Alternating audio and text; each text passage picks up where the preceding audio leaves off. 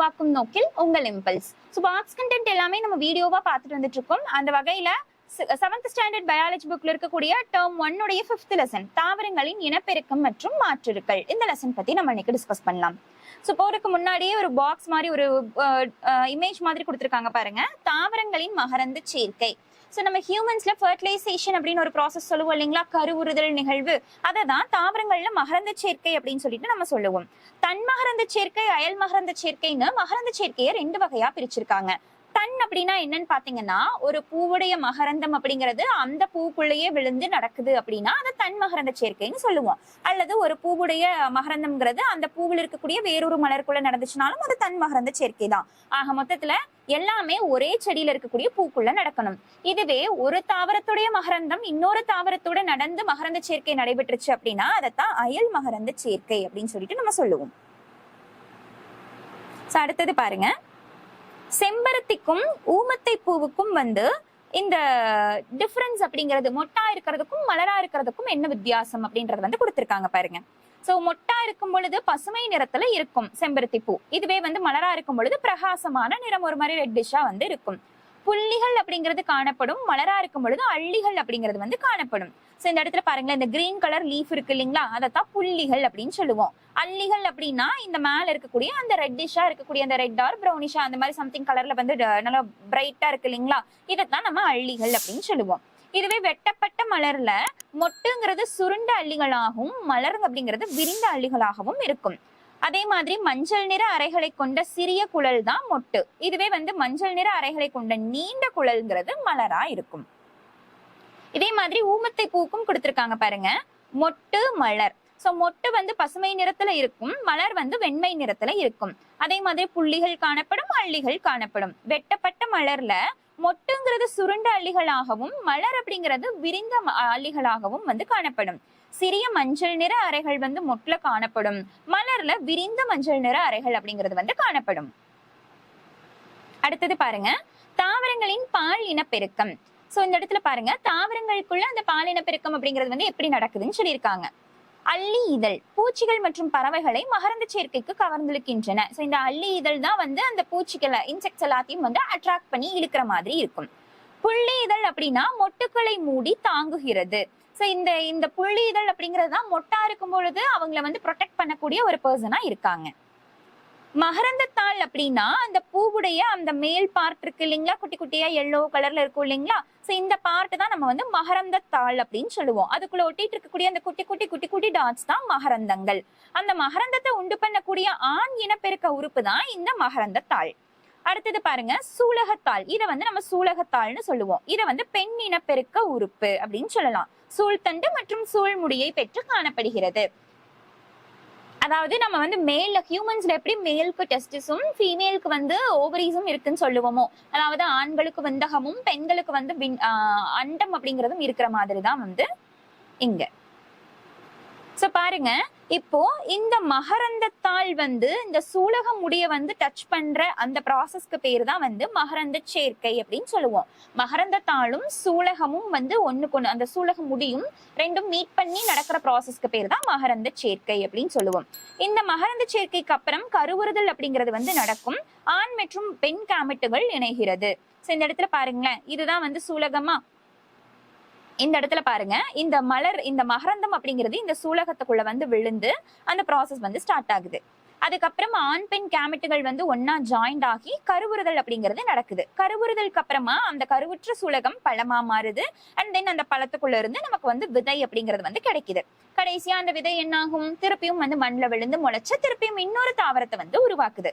So இந்த மாதிரிதான் தாவரங்கள் அப்படிங்கிறது திருப்பி திருப்பி தன்னுடைய ஸ்பான் பண்ணிக்கிட்டே இருக்கும் அப்படின்னு சொல்லியிருக்காங்க. அடுத்தது பாருங்க, இந்த இடத்துல டீடைல்டா கொடுத்திருக்காங்க. புள்ளி இதழ் அப்படின்னா அந்த கிரீன் கலர் பார்ட், அள்ளி இதழ் அப்படின்னா அந்த ரெட்டிஷா இருக்கக்கூடிய அந்த பார்ட் அப்படின்னு சொல்லிட்டு. சூரியகாந்தி பூ என்பது ஒரு தனி மலர் அன்று. பல மலர்கள் ஒன்றிணைந்து உருவான தொகுப்பே சூரியகாந்தி ஆகும். இவ்வாறு பல மலர்கள் ஒன்றோடொன்று இணைந்து காணப்பட்டால் அதற்கு மஞ்சரி என்று பெயர். வெட்டுக்காய் பூண்டு என்று, கிணற்றடி பூண்டு என்றும் அழைக்கப்படும் ட்ரைடாக்ஸ் புரோகும்பன்ஸ் என்ற தாவரத்தில் தனிமலர் போல் காணப்படுவது மஞ்சரி ஆகும். இதன் இலைச்சாறு வெட்டுக்காயங்களை குணமாக்கும். சோ ஒன்றுக்கும் மேற்பட்ட பூக்கள் இந்த மாதிரி எல்லா தாவரங்களும் வந்து ஒன்னா சேர்ந்து அந்த மாதிரி பல மலர்கள் ஒன்னா சேர்ந்து நமக்கு கிடைக்கிறது தான் வந்து சூரியகாந்தி பூன்னு சொல்லியிருக்காங்க. அந்த மாதிரி பல மலர்கள் ஒன்னா சேர்ந்து நமக்கு ஒரு மலர் உருவாச்சுன்னா அது வந்து மஞ்சரி அப்படின்னு சொல்லுவோம். இந்த மஞ்சரிக்கு இன்னொரு எக்ஸாம்பிளும் இருக்கு. அவங்கதான் யாருன்னா ட்ரைடாக்ஸ் புரோகும்பன்ஸ் அப்படிங்கிற ஒரு பர்சன். இவங்க வந்து என்ன பண்றாங்கன்னா இந்த மலருடைய இலைச்சாறு அப்படிங்கிறது வெட்டுக்காயங்களை குணப்படுத்துறதுக்கு வந்து ரொம்ப யூஸ்ஃபுல்லா இருக்குது. அடுத்தது பாருங்க, தன்மை மகரந்த சேர்க்கைக்கும் அயல் மகரந்த சேர்க்கைக்கும் இடையேயான வேறுபாடு.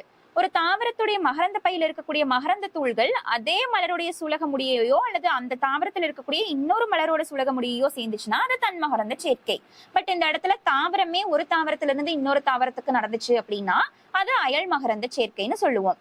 தன் மகரந்த சேர்க்கை நடைபெற அதிக அளவில் மகரந்த தூள் வந்து உற்பத்தி ஆகணும்ன்ற அவசியம் கிடையாது. பட் இங்க வந்து அதிக அளவுல மகரந்த தூள் அப்படிங்கிறது காணப்படுது அயல் மகரந்த சேர்க்கைக்கு.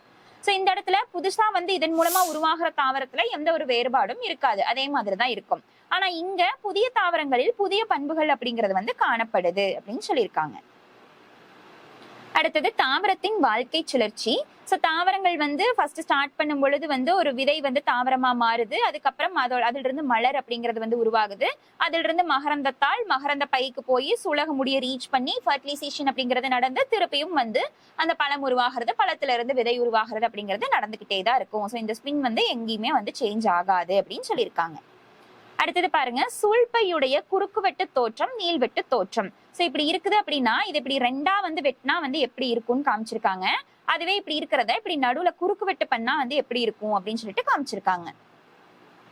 உலகின் மிகப்பெரிய அதிக எடையுள்ள விதை எதுன்னு பாத்தீங்கன்னா இந்த ரெட்டை தேங்காய் தான். சோ இந்த ரெட்டை தேங்காய் வந்து ஒன்னோட ஒண்ணு சேர்ந்த மாதிரி ட்வின்ஸ் மாதிரி இருக்கும்.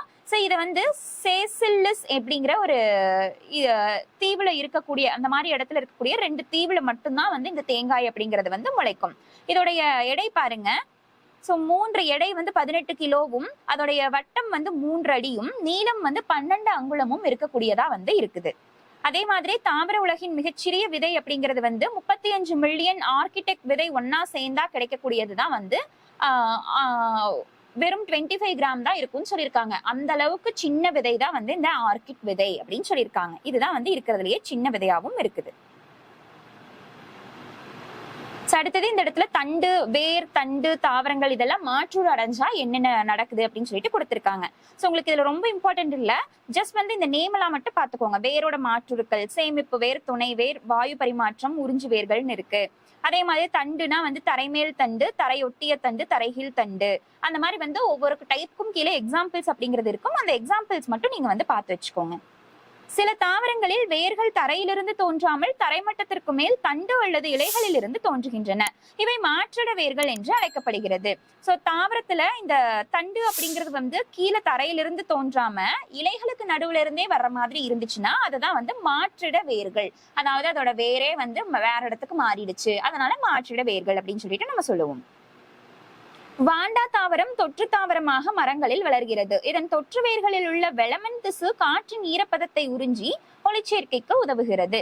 சோ அப்ப இந்த வாண்டா தாவரம் அப்படிங்கிறது மத்த மரங்கள் மேல வந்து தொத்தி வாழ்ற ஒரு தாவரமா இருக்கு. சோ இதுல இருக்கக்கூடிய எந்த திசு வந்து காற்றின் ஈரப்பதத்தை உறிஞ்சி ஒளிச்சேர்க்கைக்கு உதவுகிறது அப்படின்னா வெளமன் திசு. சோ அடுத்த பாக்ஸ், இதோட பாக்ஸ் அப்படிங்கிறது முடிஞ்சது. அடுத்து புக் பேக் தான். ஸோ புக் பேக்குன்னு சொல்லிட்டு நம்ம ஆல்ரெடி தனியாவே வீடியோஸ் அப்படிங்கறத டிஸ்கஸ் பண்ணியிருக்கோம். அதுக்கான பிளேலிஸ்டும் இம்பல்ஸ் டிஎன்பிஎஸ்சிங்கிற டெலிகிராம் சேனல்ல உங்களுக்கு கொடுத்துருக்கோம். ஸோ அதை பார்க்காதவங்க அதையும் வந்து யூட்டிலைஸ் பண்ணிக்கோங்க. இதே மாதிரி மோர் இன்ஃபர்மேட்டிவ் வீடியோஸ் நாங்கள் கண்டினியூஸா அப்லோட் பண்ணிக்கிட்டே இருப்போம். இதை பத்தின டீடைல்ஸ் தெரிஞ்சுக்கிறதுக்கு இம்பல்ஸ் டிஎன்பிஎஸ்சி அப்படிங்கிற டெலிகிராம் சேனலை ஃபாலோ பண்ணிக்கோங்க. அண்ட் இம்பல்ஸ் கோச்சிங் இன்ஸ்டியூட் அப்படிங்கிற யூடியூப் சேனலையும் மறக்காம சப்ஸ்கிரைப் பண்ணிக்கோங்க. Thank you all.